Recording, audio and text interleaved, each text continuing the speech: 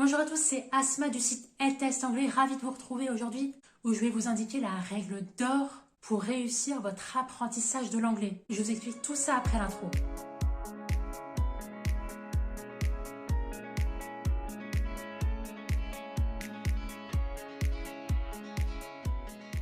Alors si vous me découvrez dans cette vidéo, j'ai créé cette chaîne YouTube et site internet ltestanglais.com où j'y documente tout mon parcours d'apprentissage de l'anglais. Je vous aide à apprendre l'anglais pour réussir en particulier votre examen d'anglais, comme par exemple le TOEIC. Le TOEIC que je repasse tous les 2 ans et pour lequel je revalide à chaque fois un niveau C1 en anglais. Et alors il y a un état d'esprit que je voulais aborder ici dans le cadre de l'apprentissage de l'anglais. Et en fait, en réalité, c'est valable pour toutes les langues. J'ai eu l'occasion de discuter avec des candidats et candidates au TOEIC par email. Et en fait, le souci, c'est que quand on veut atteindre un certain niveau en anglais ou un objectif de score, l'état d'esprit en fait qu'il faut avoir, c'est un certain réalisme.